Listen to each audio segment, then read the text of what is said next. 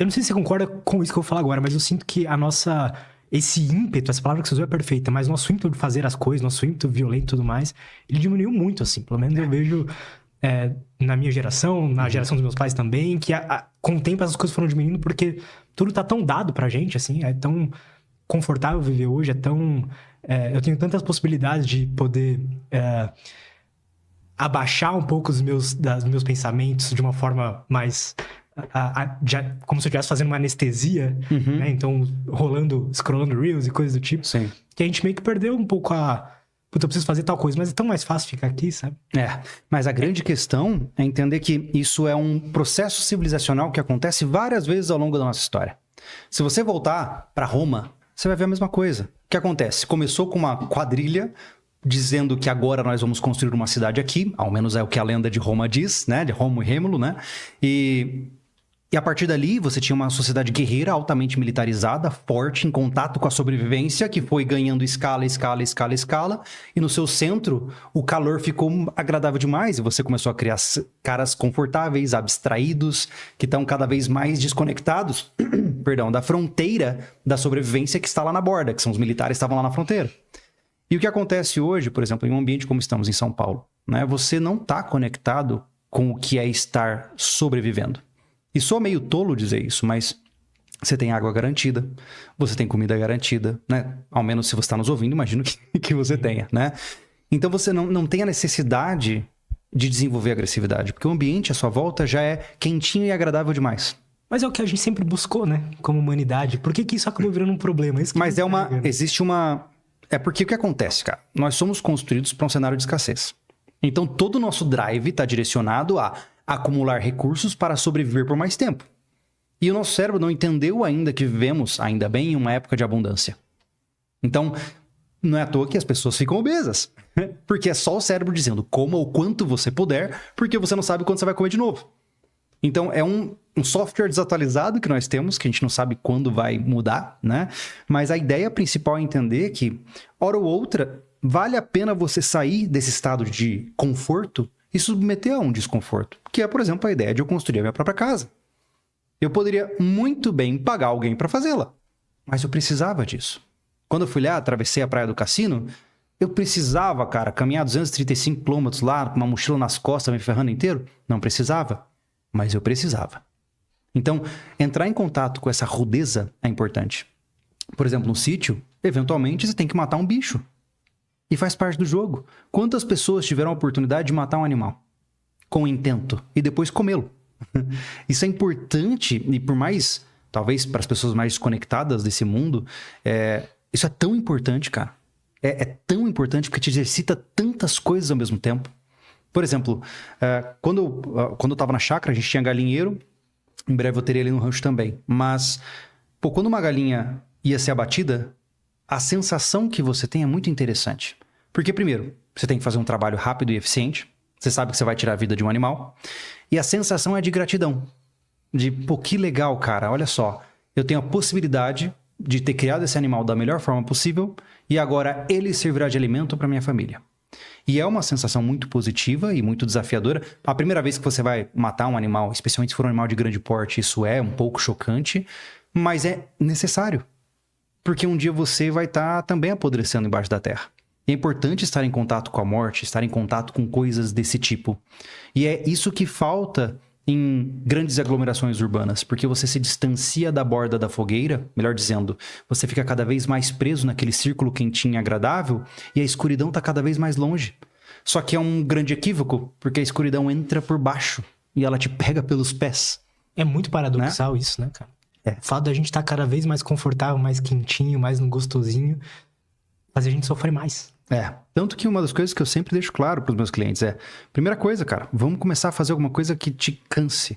Seja correr, seja fazer um jiu-jitsu, qualquer coisa. A gente precisa te colocar em desconforto.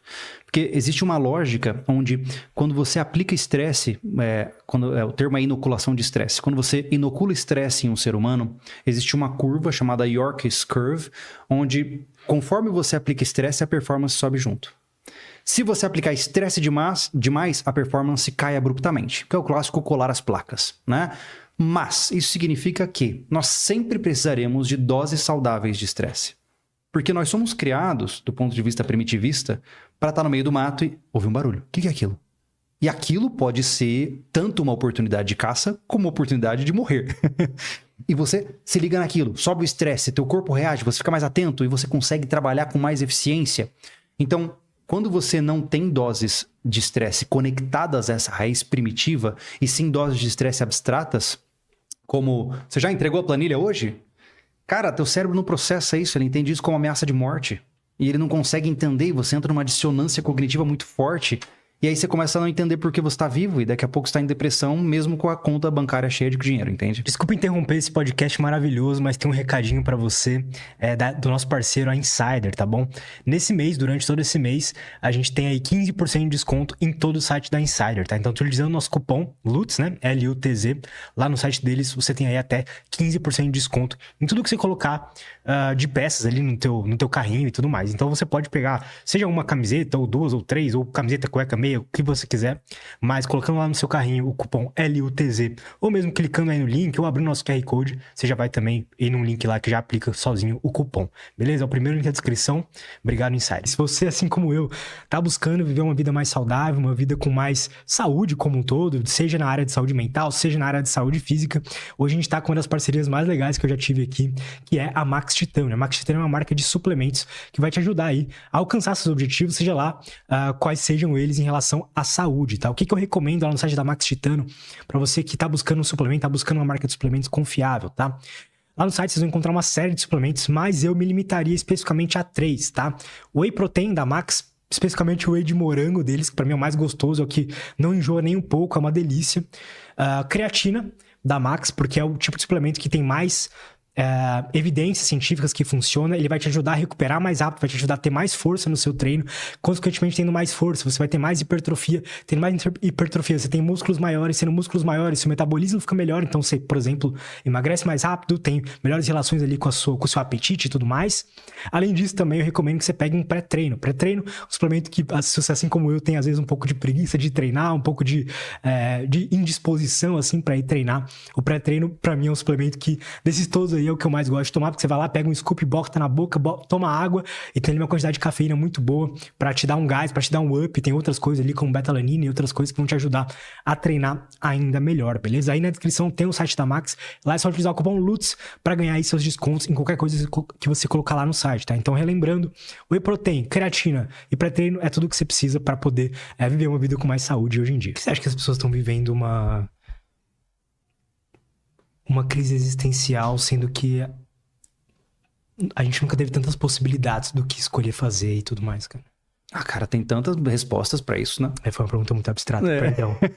Não, mas assim... Vamos dar um passo pra trás, então. Não, mas eu acho legal isso. Você comentou sobre seus clientes, certo? A galera que você atende lá, você é psicólogo. Das pessoas que dizem pra você, pô, cara, eu não tô vendo sentido, eu não tô... parece que as coisas não fazem sentido pra mim. O que você atribui isso, cara? Eu tenho 2 perfis muito presentes na clínica, tá? Eu tenho um perfil de pessoas prósperas, que chegaram a um patamar próspero financeiro, e quando se veem com tudo o que queriam na vida, são acometidas por um vazio gigantesco dentro de si. E elas pensam, foi por isso que eu lutei tanto? Pra ficar aqui agora com a sensação de que eu não sei mais o que fazer da minha vida?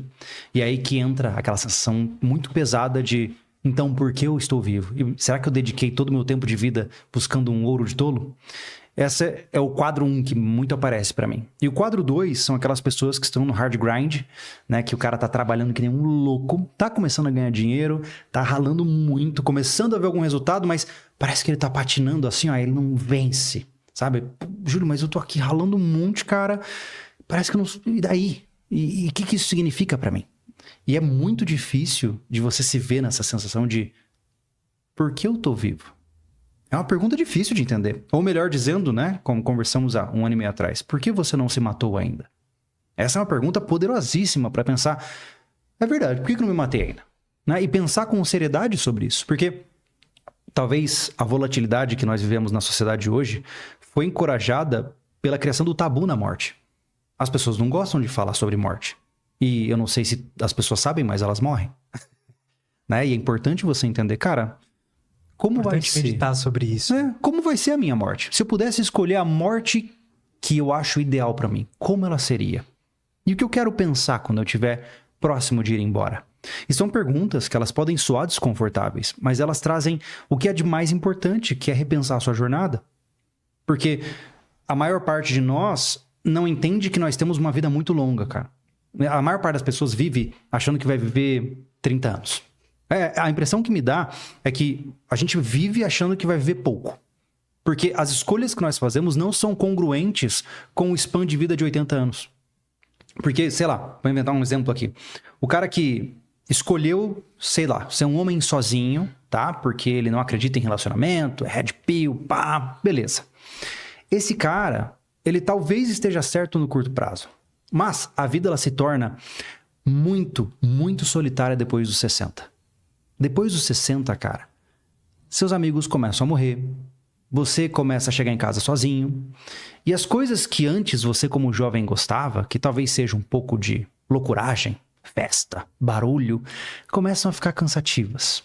E você se vê cada vez mais tempo parado dentro de casa, olhando para o nada, pensando, nossa, é isso aqui agora? Só que você aos 60, amigo, vai ter pelo menos mais 20 anos, se você cuidar do teu corpo.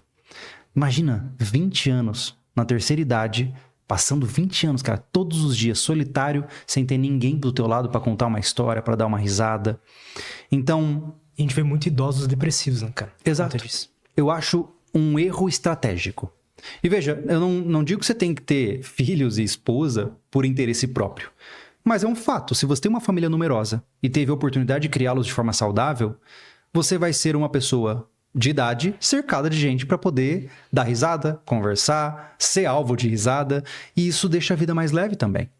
Então, o nosso planejamento ele tem que abarcar toda essa enormidade de jornada que nós temos, porque a vida ela é muito curta a partir de uma perspectiva individual, mas a partir de uma perspectiva puramente cronológica, ela é longa.